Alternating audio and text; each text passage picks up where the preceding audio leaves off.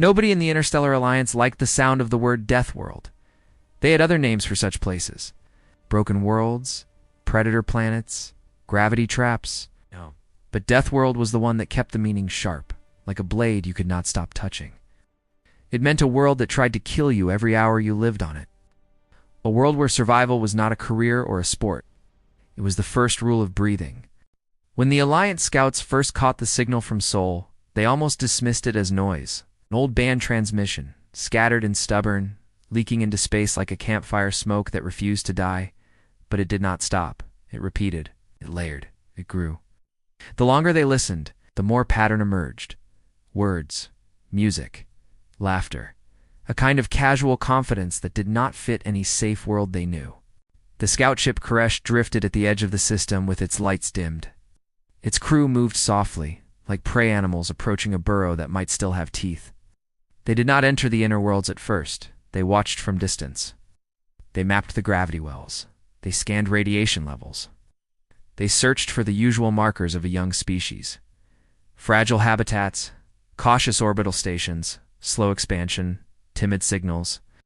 Instead, they found a planet that hit the sensors like a fist. Earth. The ship's analysts stared at the readouts in silence. Gravity was heavier than standard. It's not crushing, but strong enough to bend a weak spine over time. The atmosphere was thick with oxygen, an element that made most known biology age fast and burn fast. The surface temperature swung wildly. Liquid water covered much of it, which was rare and valuable, and also a perfect home for microscopic life that ate, multiplied, and adapted with violent speed. Even the star was loud. Solar storms, radiation spikes, a restless output that slapped the magnetosphere like a storm hitting a shore. The planet was not gentle. It was not stable. It was not designed for comfort. And then there were the predators. Koresh's biologist, a thin-limbed Vekari named Seln, had been trained on soft worlds. He knew herbivore chains. He knew carefully balanced ecosystems. What he saw on Earth made his mouth go dry. Everything hunted something. Everything had teeth, venom, claws, poison, speed, camouflage, armor, or a trick of timing. Even the plants fought. They grew thorns. They brewed toxins. They lured insects into traps. The oceans were worse, full of jaws and pressure and silent shapes that swallowed anything that moved. Seln tried to summarize it for the captain in one line, but he failed. No line could hold it. "This is not a cradle," he finally said. "This is a testing ground." The captain, a broad-faced Keth named Erwin, did not answer right away. He watched the blue planet spin on the main screen. He was old by exploration standards. He had seen war zones, plague moons, and the aftermath of failed terraforming. Yet his voice still lowered when he spoke, and the species on it. The room shifted. Every officer knew the answer was the reason they were here. A frontier species, not yet a member, not yet a partner, not yet anything the Alliance could label safely. Seln tapped the display, bringing up thermal images of cities, dense heat patterns spread across continents, bright clusters at night, movement, roads, aircraft, ships, a species that had filled the world with its own noise. "They call themselves humans," Seln said. The captain leaned forward. "How are they alive?" That question became the core of everything that followed, because no one on Koresh could answer it in a way that felt calm. They expected humans to be small and armored like the stone insects of Targ. They expected thick plates or shells. Like the pressure fish of Drawl, they expected something built to resist. Something that looked like it belonged on a world that tried to break it. Instead, the first clear images showed soft-bodied mammals with exposed skin, no natural weapons worth mentioning, and eyes that faced forward like hunters. Their muscles were dense. Their posture was upright, balanced against that heavier gravity. They moved with strange ease, like the gravity was not a burden but a language they had grown up speaking. Their endurance readings were worse, or better, depending on how you looked at it. Humans ran for long distances without stopping, not in short, frantic bursts like most prey species, not in careful sprints like most hunters. They simply kept going. Their bodies dumped heat through sweat. Their lungs pulled oxygen like bellows. Their feet struck the ground again and again, patient and ruthless. They hunted not with claws, but with time. Then Koresh's scanners found their weapons. Metal, explosives, kinetic projectiles, heat-based tools, machines that could cross oceans and fly above storms. Signals showed they had already tested nuclear fire and survived the shock of it.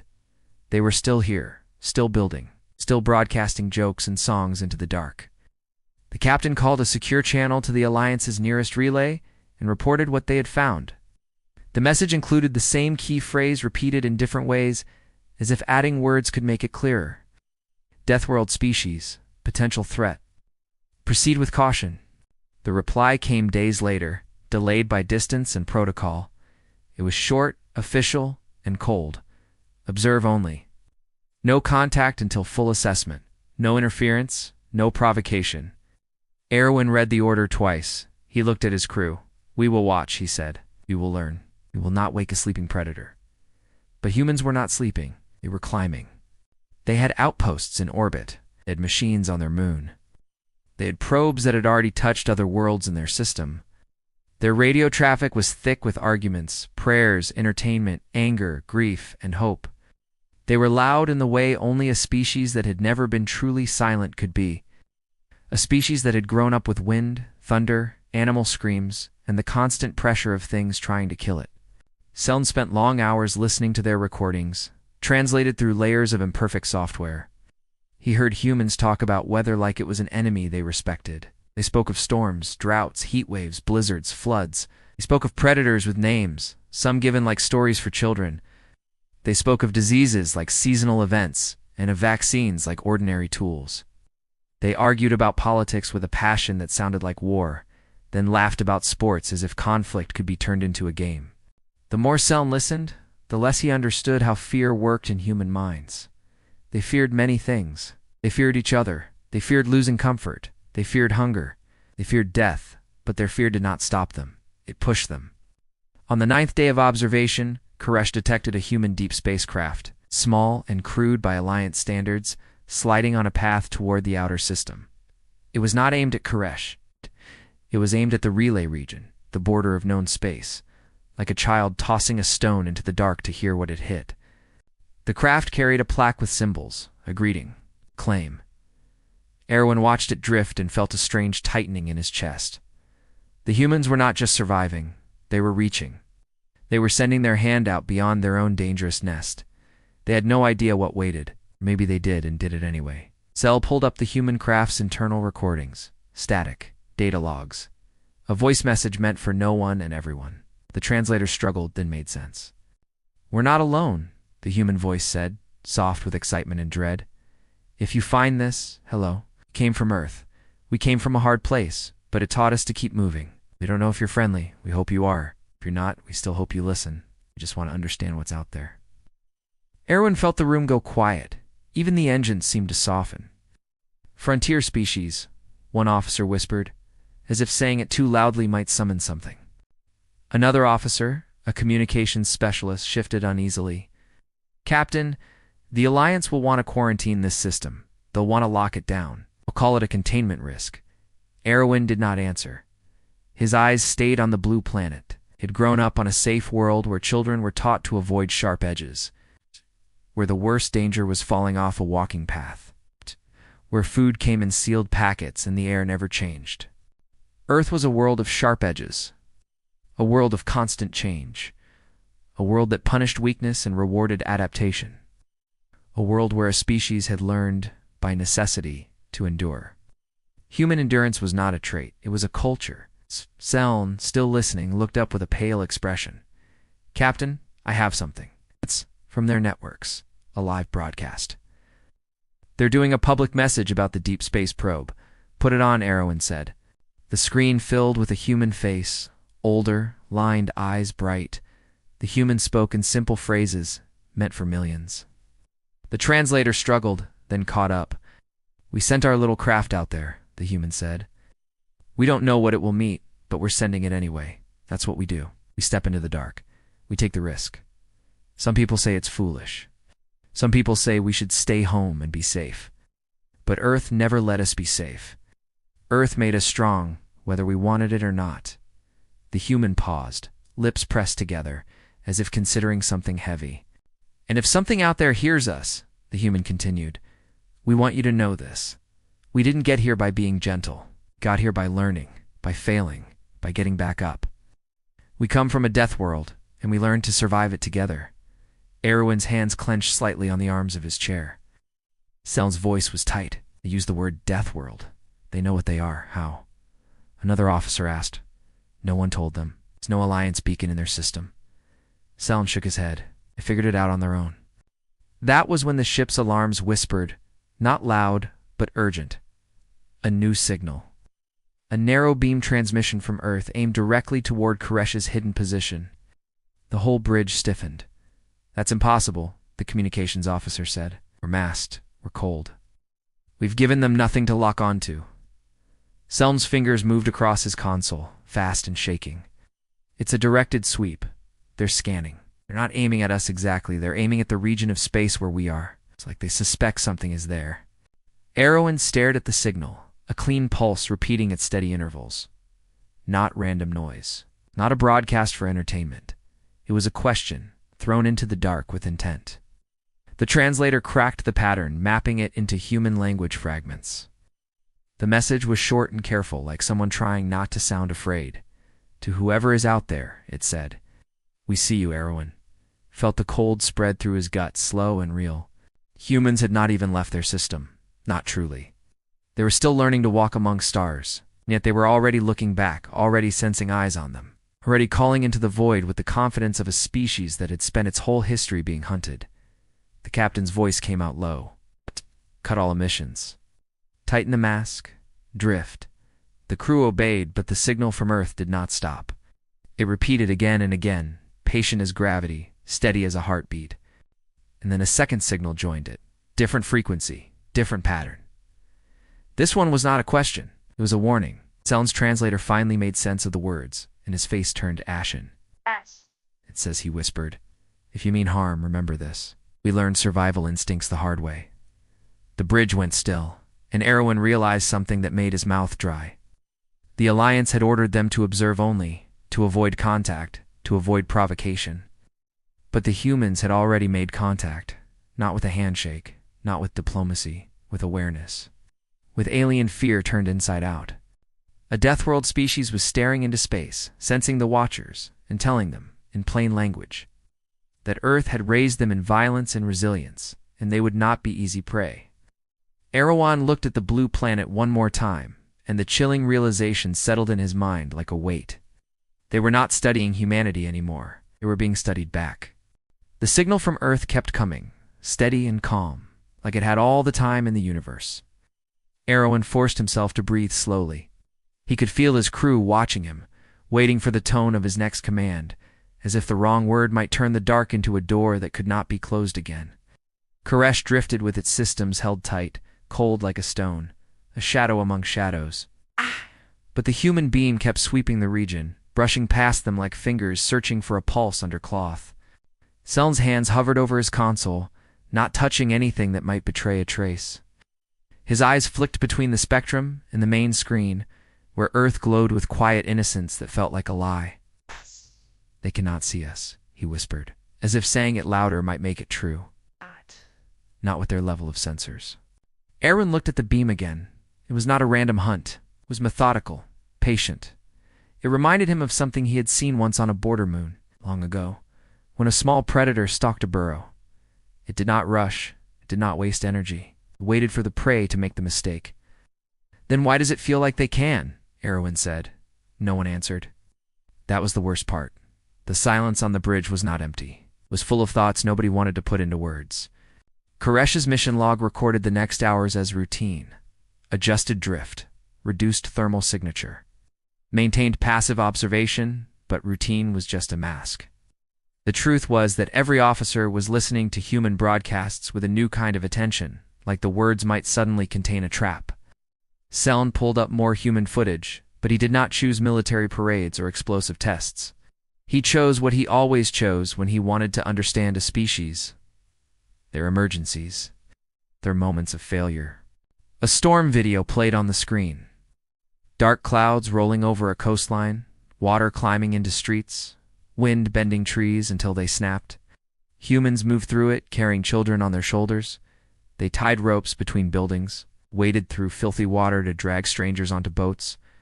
The footage shook, raw and messy. A human voice shouted directions with a harsh edge, not panicked, just focused. Then another clip. Fire across a forest, a wall of heat and smoke. Humans in heavy gear walked toward it, not away. They aimed jets of water into flame like they were arguing with the planet itself. Some fell. Others pulled them up. No one stopped moving. Seln watched without blinking.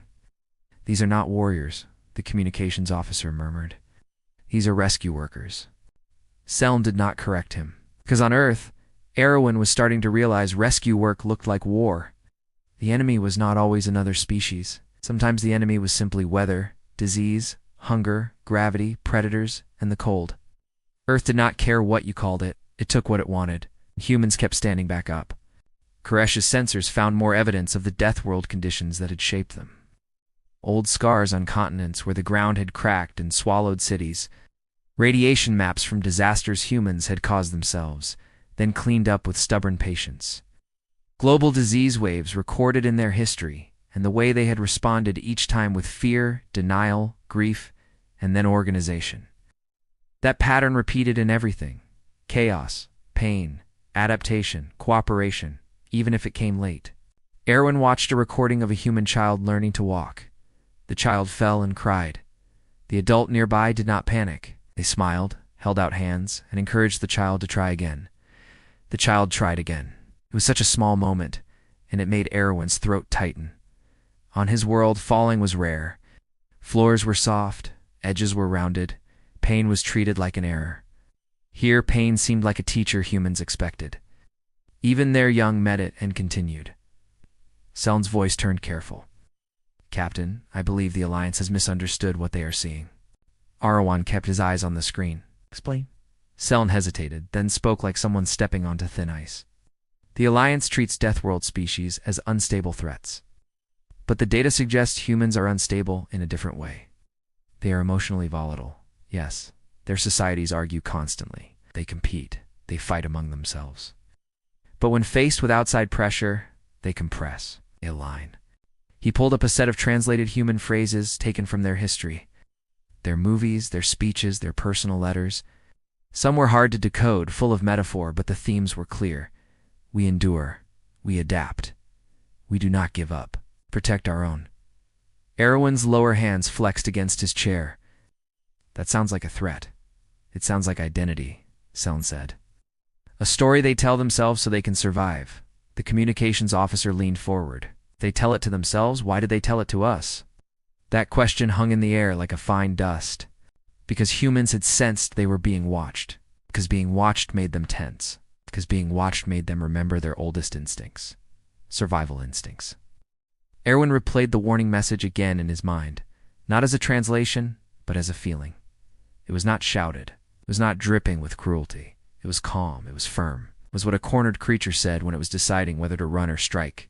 Koresh continued to drift. Hours passed. The beam sweeps slowed, then shifted away, as if Earth had accepted that their watcher would not respond. The human signals returned to their normal noise, but something had changed for Erwin. He could not unhear the certainty. The Alliance was going to quarantine this system. They were going to send fleets, scientists, diplomats, and security divisions. They were going to decide what humanity was allowed to become, and humanity was going to notice. The first external sign of that came sooner than Erwin expected. A new human craft launched from Earth's orbit. Larger than the earlier probe, still crude compared to Koresh, but built with purpose. Its trajectory was not random exploration. It was aimed along the same region the sweep beams had searched, like a finger tracing where it thought something might be hiding. Erwin's skin tightened along his neck ridge. "They learned," he said quietly. "They learned where to look." Seln's eyes darted as he examined the craft's emissions. This is not a civilian mission, but it is controlled. Their military networks are involved. The word military settled like a stone. Koresh's crew did not need a translation for human military. They had seen the patterns, the controlled secrecy, a sharp discipline in their communications. The way their machines moved with organized intent. The human craft did not carry weapons that Koresh could detect, but that meant little. Humans had countless ways to harm without obvious tools. They had learned to turn simple things into danger. Fire, chemicals, metal, even information. The craft's engines burned hard as it climbed away from Earth. It was small in the vastness of space. But Erwin felt the same instinctive tension he had felt when a predator fish rose toward the surface under moonlight. You did not need it to be huge. You needed it to be hungry and determined. Erwin ordered Koresh to drift deeper, using the gravity shadow of a distant ice giant to mask their position. The maneuver was slow, delicate. Any burst of thrust could flash like a flare. Koresh moved like a held breath. In the hours that followed, Selm kept monitoring human data, digging into their backstory the only way he could, by watching what humans chose to preserve and repeat. Humans recorded their past obsessively. They argued over it. They turned it into books and songs and monuments. They carried memories like tools. Selm found footage from their early centuries, humans crossing oceans in small wooden vessels, vanishing into storms, driven by hunger and curiosity. Humans walking across frozen fields behind herds, wrapped in animal hides, living on the edge of starvation. Humans digging into stone to pull out metal, burning their lungs to build machines. Humans fighting wars, then building again, sometimes learning, sometimes not. Erwin watched without speaking, but his mind kept returning to the same uncomfortable truth. Earth had trained them for scarcity. Not just scarcity of food, scarcity of safety, scarcity of certainty. In the Alliance, most species feared change. They feared disruption. They wanted stable systems, predictable outcomes, slow progress. Humans looked like they were born into disruption and treated it as normal. Erwin saw a human phrase in one of their older records, translated imperfectly but clear enough. When the world is against you, you keep moving. That was not poetry to humans. It was instruction. Koresh's tactical officer, a silent Ral named Vey, finally spoke after hours of watching. Captain, this is not sustainable. They will keep sending craft. Their technology will improve. Eventually they will find us. Erwin nodded once. And if they do... Vey's throat clicked. Then we become the first aliens they meet. Not the Alliance. Not diplomats. Not a welcoming committee. A hidden watcher. Seln added softly. A lurking threat. Erwan felt something like shame, which was strange. Shame was not a feeling he associated with missions. But he imagined what it would do to a human mind, to discover a foreign ship had been observing their world, like an insect pinned under glass. Their own history was full of paranoia, surveillance, ambush.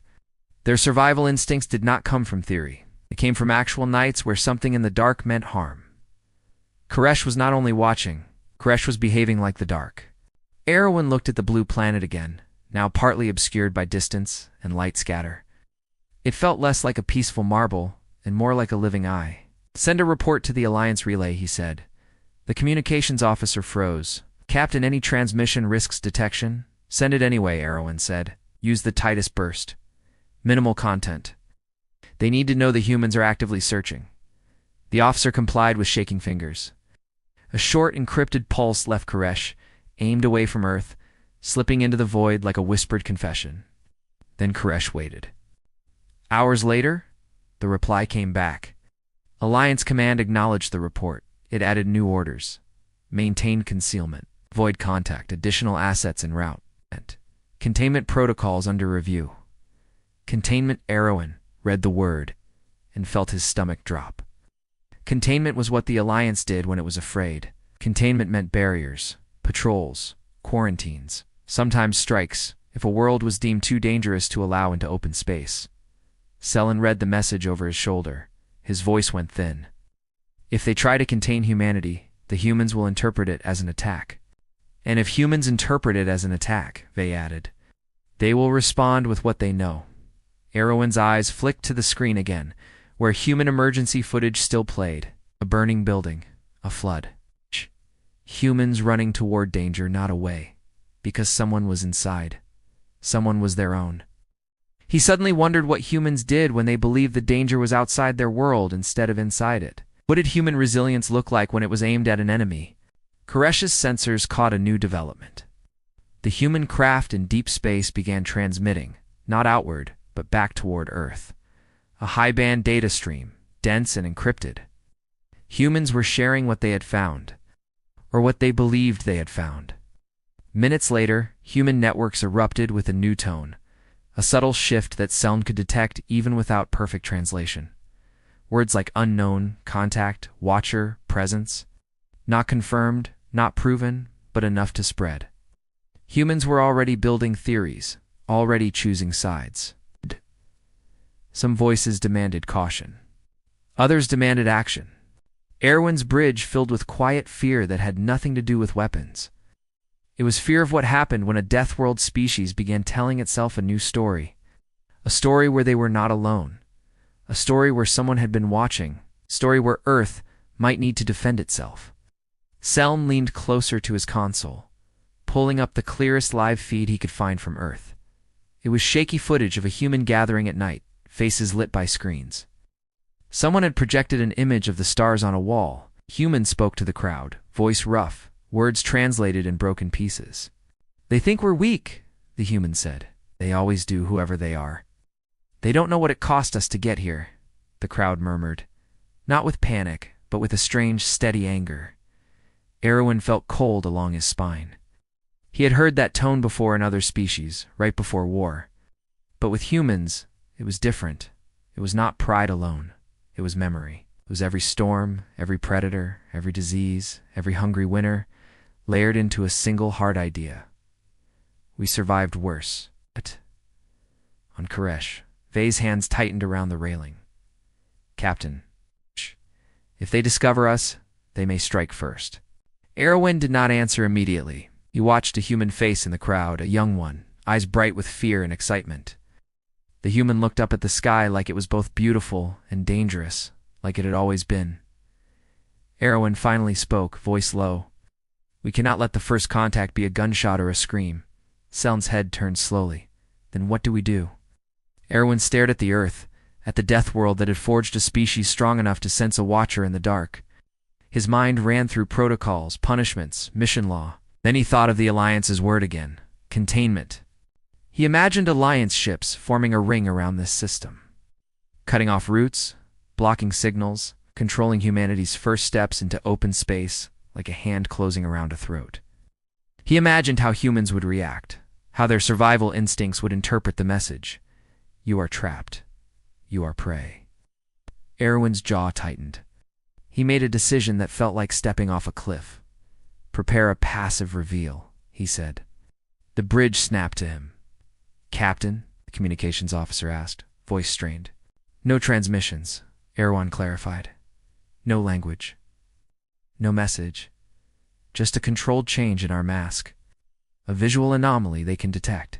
Enough to confirm we are here, but not enough to give them a target lock or a panic trigger." Vay stared. "That violates orders." Erwin held his gaze. Orders were written by people who have never watched a Deathworld species notice them. "We have limited time before their craft get close enough to find us by accident. If they find us that way, it will look like we were hiding with bad intent."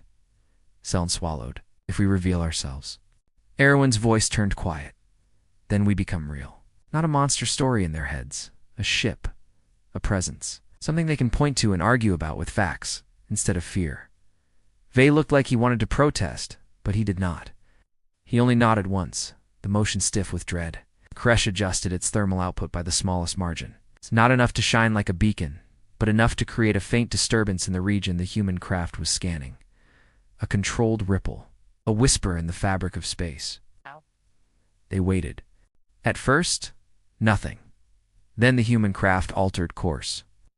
Its engine burn brightened, its antenna array pivoted sharply, and a tight beam of radar and optical scanning swept toward Koresh's new signature. On the bridge, everyone held their breath. Selm whispered, almost to himself, "This is it." The human scan touched them like a cold hand. Erwin watched the human craft's telemetry. It hesitated. It circled. It did not fire anything. It did not flee. It simply stared. Then, from Earth, a new transmission began, stronger than the earlier warning. Still careful, still human in its plainness. "We have you," it said. "We do not know what you are. You do not know why you are here. A pause.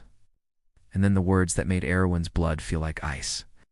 But we are not afraid of you the way you think we should be. Erwin felt the words land like a weight on his chest. Not afraid the way you think we should be. It was not bravado. It was not a threat dressed as confidence. It sounded like something humans said when they had already accepted fear as a daily companion, the way you accept hunger or cold. Fear did not freeze them. Fear pointed them. Koresh stayed quiet, drifting, its engines locked down. The controlled reveal had worked, and now it had also trapped them in a new kind of moment. Any choice next could become a spark. Any silence could become an insult. Any movement could be read as aggression.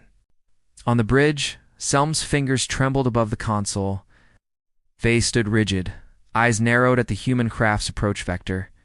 The communications officer watched the human beam like it was a blade aimed at their throat.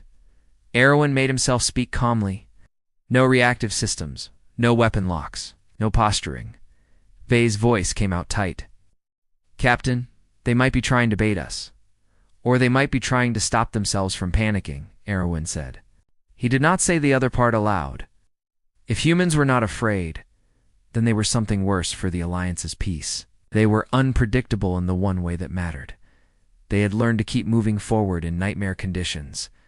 The human craft drew closer in steady increments, its thrusts small but decisive. Koresh could have outrun it easily, but doing so would confirm the worst suspicions on Earth. Predator behavior, escape, guilty movement. So Koresh held position. The human scan sharpened, shifting frequencies, trying different angles, searching for details. A shape began to form in their sensors, crude compared to Alliance imagery, but good enough to show Koresh as a distinct vessel, not a natural object. The human crew would be staring at their screens right now, watching an outline bloom from static. A second transmission came from Earth, not from the craft. A different voice this time, older, controlled, a tone meant for command. This is a direct hail, the translator rendered. We are requesting identification. We will maintain distance. We are not engaging. Do you understand? The bridge of Koresh stayed silent. Erwin's throat clicked. Every protocol he had been trained under said do not answer. Every survival instinct he carried said that if you refuse to answer a question, the other side fills the silence with its own story. And human stories had teeth. Selm leaned closer, voice low. Captain, any transmission could be traced. Erwin nodded. But if we do not respond, Selm continued, their leaders will tell them we are hostile by default. Humans fear what hides. Erwin looked at the human craft, now close enough that its own small lights were visible against the black. He imagined the crew inside, strapped into chairs, palms damp, hearts racing. He imagined their training, probably rough, probably practical. Learn the system, learn the threat. Do not hesitate. Hardened survival instincts aimed outward for the first time. Erwin made a choice that felt like stepping onto a frozen lake that might crack. He ordered a microburst transmission, narrow and fast, aimed not at Earth, but at the human craft, directly. No language. Only a simple repeating pattern, something universal. Acknowledged, non-hostile. Hold distance. The message took a fraction of a second to leave Koresh. It was so small, it almost did not count as contact. But it did count. It was the first proof to humans that the thing watching them could think, could choose, could answer. The human craft's thrust faltered. It stopped advancing. Erwin watched its sensors pivot, its antenna array twitch like a nervous animal's ears. Then the human voice returned, this time closer, coming from the craft itself. Copy, it said. We are holding. We will not approach. Another pause. Do you have wounded aboard? Do you need assistance? Selm's eyes widened. They let out a sharp breath, like he had been struck. Assistance. The idea of offering help to an unknown alien ship in deep space, when you barely understood the threat, was irrational. And yet it fit every emergency clip Selm had shown. Humans ran toward danger to pull someone out. Erwin felt a strange ache behind his eyes. He did not answer. He could not safely answer with words. But he sent another microburst, the smallest possible. Negative. Observe only. The human craft held position, as promised. Down on Earth, the ripple spread. Koresh's passive listening caught human networks erupting, not with screams but with noise that sounded like a storm of minds colliding. Arguments, theories, pride, fear, relief, rage, wonder, people speaking fast, interrupting each other, trying to shape the moment into something they could hold. Koresh's translators struggled, but it caught fragments. We told you we were not alone. Why were they watching? Are they scared of us? Are we in danger? Do not provoke them. Do not trust them. Make contact. Stay ready. Erwin closed his eyes for a breath. The human instinct to divide and debate was familiar across many species, but here it felt sharper, faster, like a pack deciding direction mid-run. In safe civilizations, arguments could last years. On Earth, decisions were made under pressure, under weather, under hunger. Erewhon feared what would happen if the Alliance tried to treat humans like a slow problem. The first sign of the Alliance arriving came as a faint distortion in the far edge of Koresh's sensors. A ship using a high-efficiency fold drive, moving in with caution but speed. Then another. Then more, forming a distant line like a net being drawn through water. Erewin's bridge fell into rigid silence. The Alliance had come. Not with diplomats first, with containment assets. Vey stared at the long-range feed. They brought a cordon frame. Selm's voice went hollow. They're going to quarantine the system. Erewhon watched the human craft as well. It had detected the new arrivals too. It turned its nose toward the incoming ships, its posture shifting even without weapons. Curiosity and alarm in the same motion. On an Alliance cruiser far beyond Koresh's position, Commander Reth Volin stood in a bright command chamber that smelled of clean air and recycled calm. His world had gentle gravity, regulated climate, and no true predators larger than a small grazing beast. His body wore ceremonial scar marks, etched by tradition, not by danger. Volin watched the feed from Koresh with a mixture of disgust and apprehension. A scout vessel made first contact without authorization, he said to his staff, voice clipped. A frontier species on a Deathworld has now been alerted to our presence.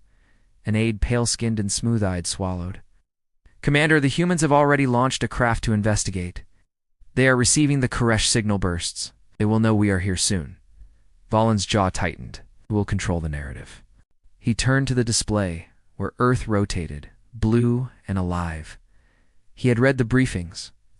He had seen the list of Deathworld indicators.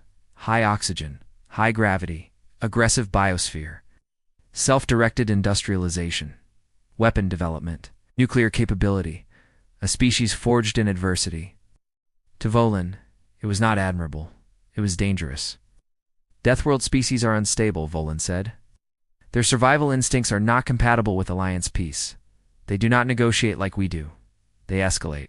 They strike preemptively. They breed conflict.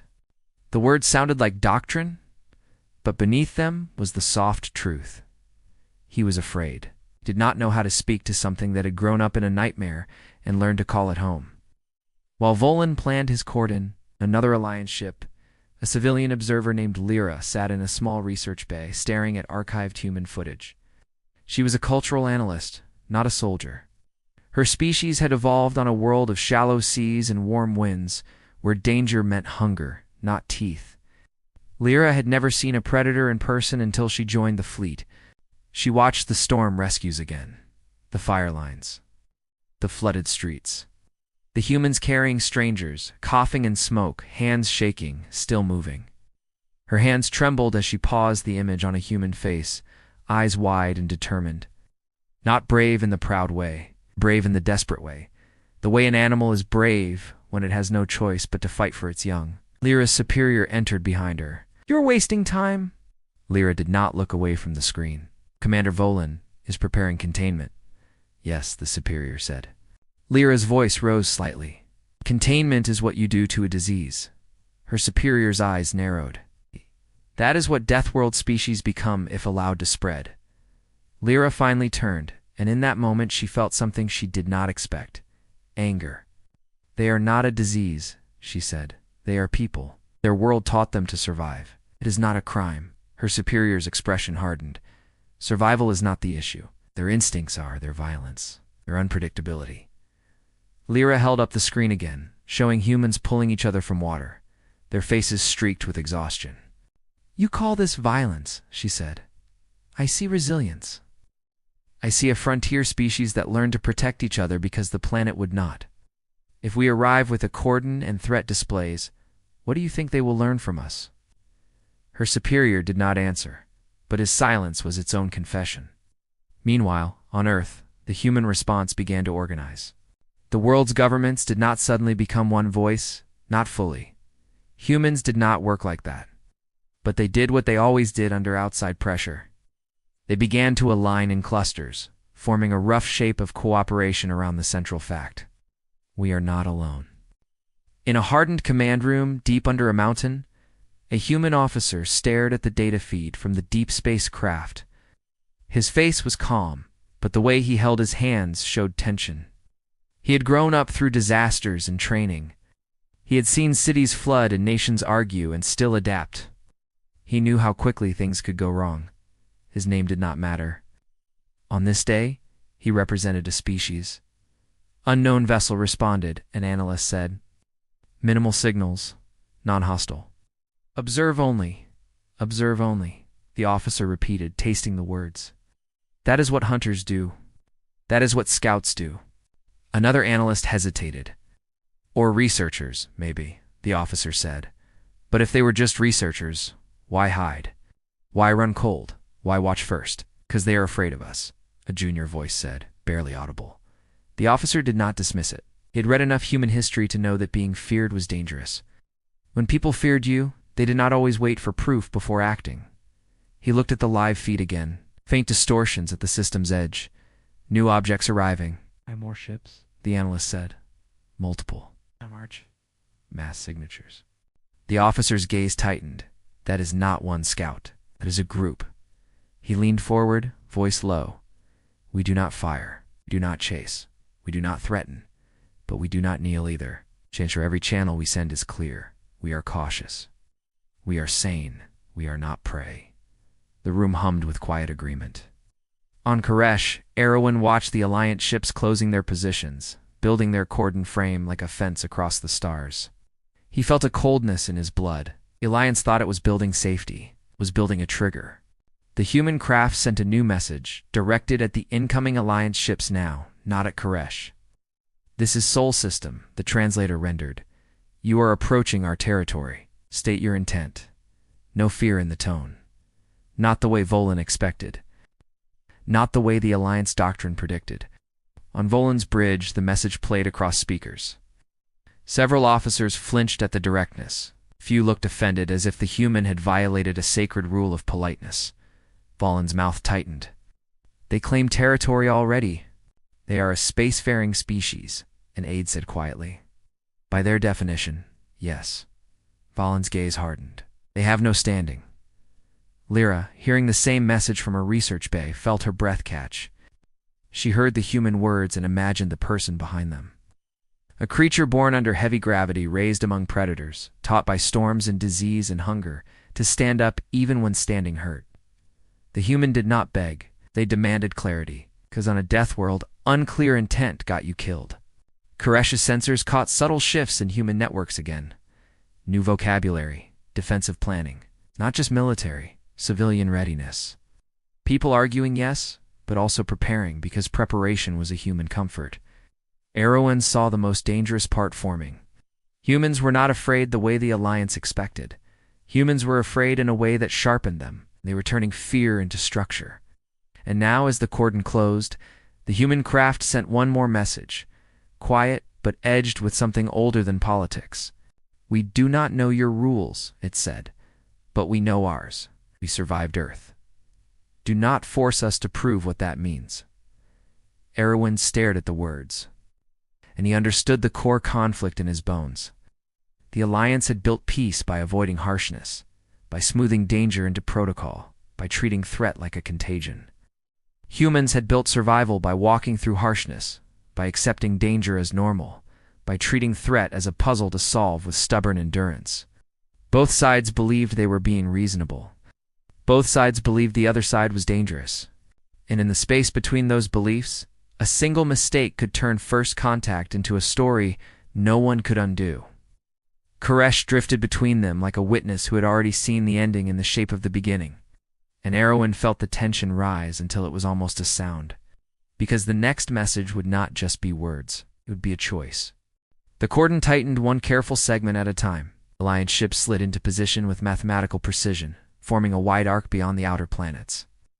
Their drives burned clean and quiet, their hulls polished and smooth, built by civilizations that valued symmetry and control. To Commander Volin, the formation looked reassuring. Order imposed on uncertainty. Lines drawn where chaos might spread. To Erwin, watching from Koresh's dim bridge, it looked like a snare. The human craft held its place between Earth and the growing wall of alien metal. It did not retreat. It did not advance. It stayed exactly where it was, engines idling, posture rigid. That stillness carried weight. On a Deathworld, stillness before a storm was never meaningless. Seln stood beside Erwin, his expression tight. Human communications are changing again.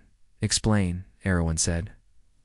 They are no longer just reacting, Seln replied. They are preparing narratives. Not for us. For themselves. Erwin knew what that meant.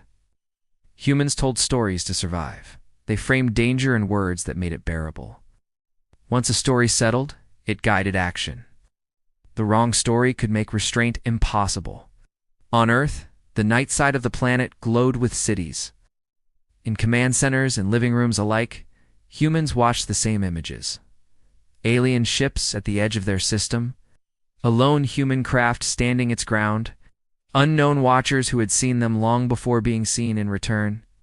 A woman in a coastal city spoke into a camera, her voice steady despite the shaking in her hands. They were watching us, she said. All this time, studying us, maybe deciding what to do with us. A man beside her shook his head. So what? The ocean watches us too. The storms watch us. That never stopped us from living. The clip spread fast. In another place, a group of scientists argued over data projections. Their ships are advanced, one said. If they wanted to hurt us, they could have already. Or they are positioning first, another replied. Predators do that too. A third voice cut through. Stop calling them predators. We do not know what they are. But we know what we are. That line carried farther than anyone expected. We know what we are. In the Alliance fleet, the emotional temperature was different. Most officers had never faced a species that did not shrink under the weight of superior technology. They expected pleading, panic, at the very least, deference. Instead, they saw a species that acknowledged the danger and did not yield. On Volin's bridge, the human message replayed again. We survived Earth. Do not force us to prove what that means. Volin felt irritation hardened into something sharper. They are posturing, he said. They are bluffing to hide weakness. An age shifted uncomfortably. Commander, our analysts suggest their infrastructure is already adapting. Civil defense, distributed systems, redundancy planning. Volin waved it away. All species prepare when threatened. That does not make them exceptional.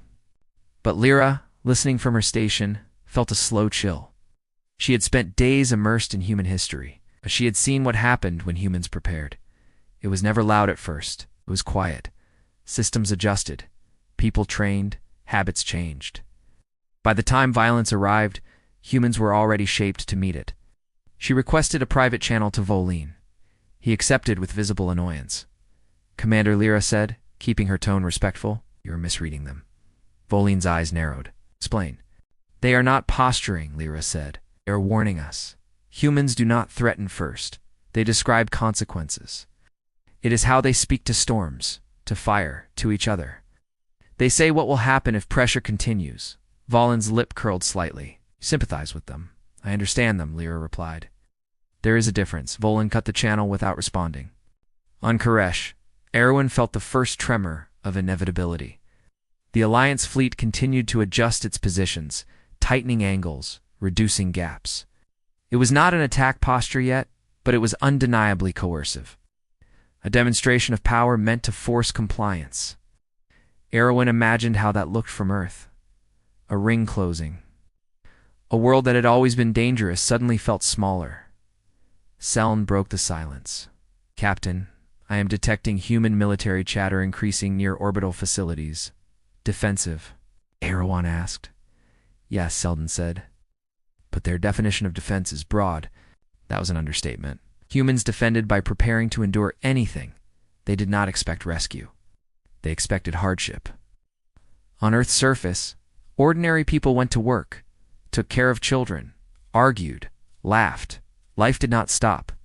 It never had. But underneath, a tension spread like a low-pressure system. Emergency drills were reviewed. Old bunkers were checked. Supply chains adjusted quietly. A farmer walked his fields at dawn, looking at the sky with narrowed eyes. Figures, he muttered. Universe finally noticed us. He tightened a bolt on a piece of machinery, as if preparing for a storm. In a hospital, a nurse watched the news feed between patients. She saw the alien ships, the maps, the speculation.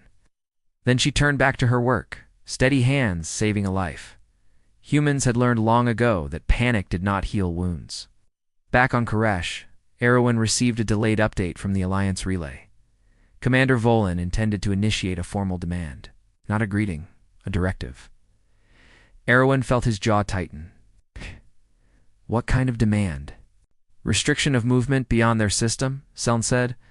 Submission to oversight? Inspection of human installations. Containment in all but name.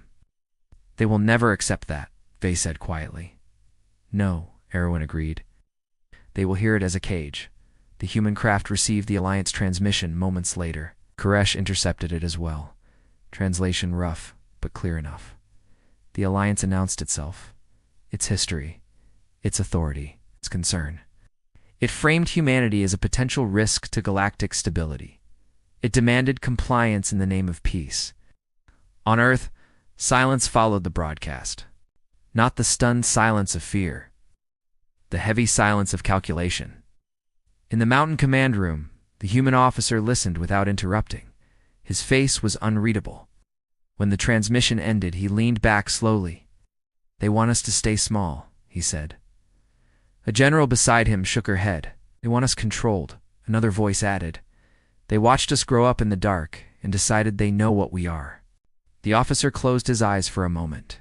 He thought of Earth, of storms tearing roofs away, of pandemics that had taken millions, of wars fought over scraps of land and belief, of the countless times humans had been told they could not survive what came next, and yet here they were.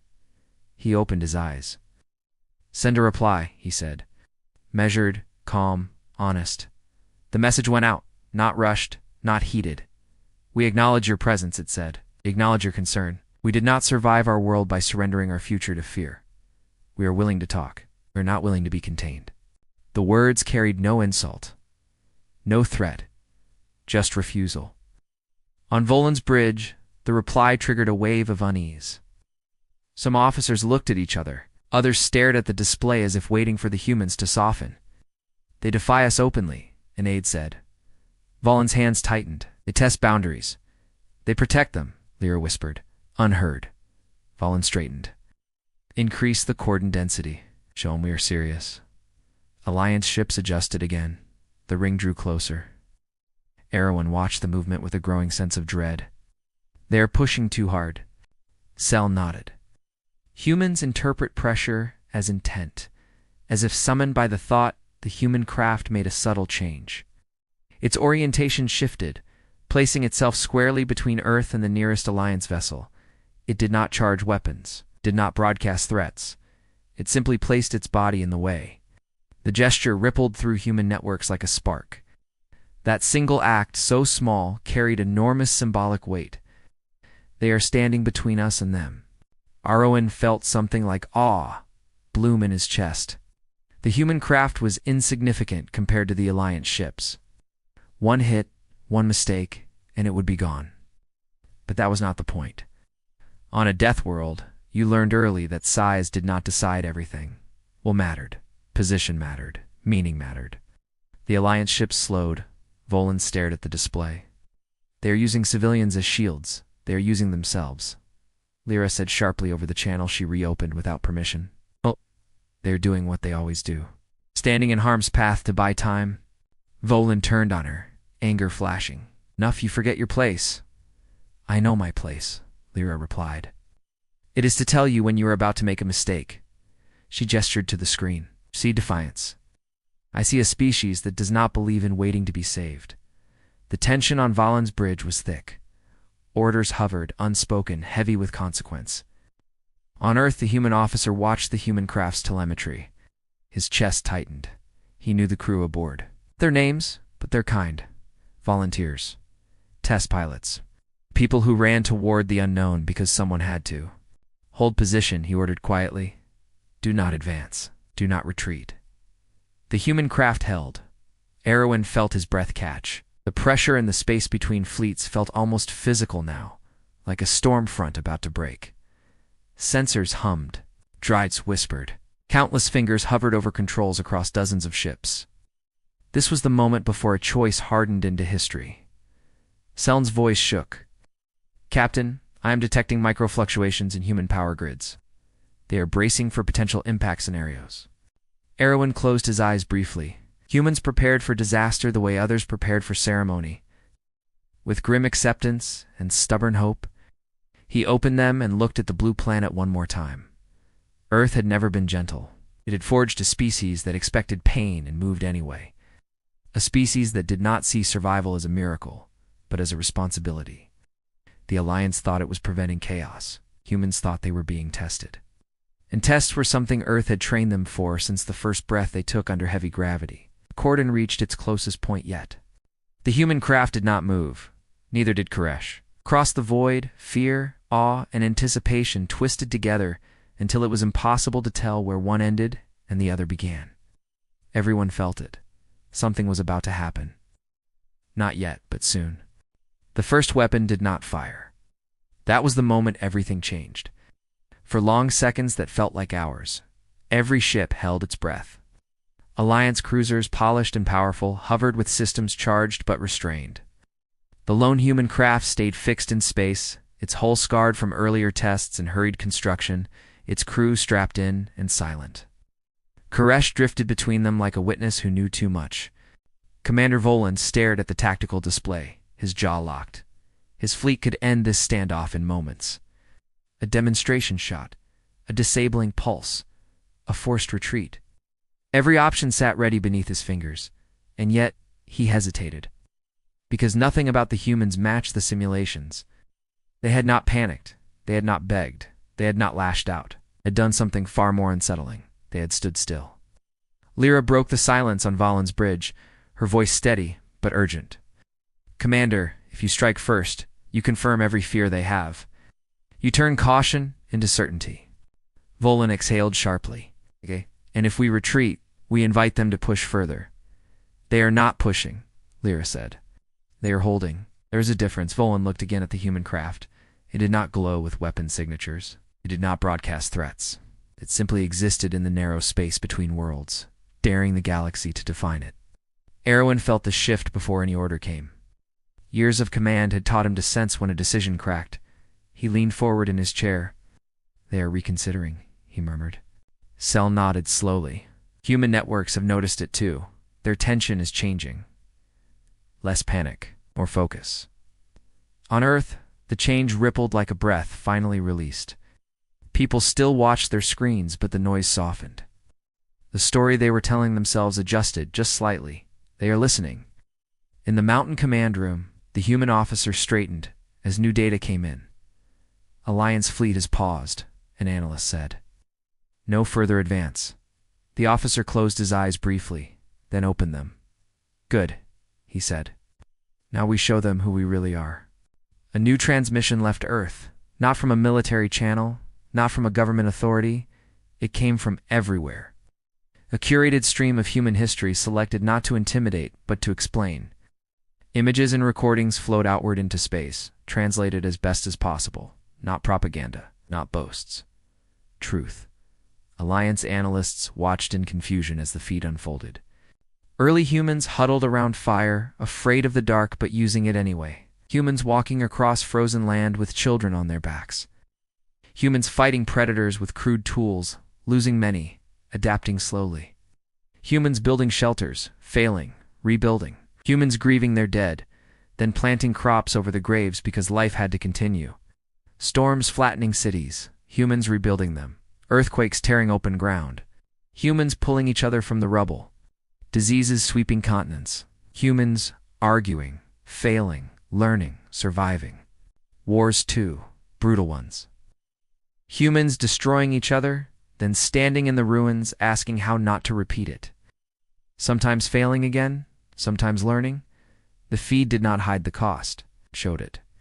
This is not a threat display, Lyra whispered, watching. This is context. Valen felt something uncomfortable stir in his chest. These were not the actions of a species that glorified violence. These were the scars of a species that had been shaped by it. The transmission continued. Gravity training footage. Human children learning to move under heavy weight. Athletes running until their bodies shook. Workers laboring long hours in dangerous conditions because survival demanded it. Rescue teams entering burning buildings. Medical staff fighting exhaustion to save strangers. Then words appeared, simple and direct. We come from a world that does not forgive mistakes. We learned early that safety is temporary. We learned that survival is shared. We learned that standing still means dying. We do not want your worlds. We want our future. Silence followed the end of the transmission. On Valen's bridge, no one spoke.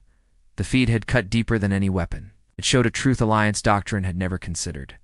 Humans were not aggressive because they wanted conquest. They were relentless because they expected hardship. Lyra turned to Voline slowly.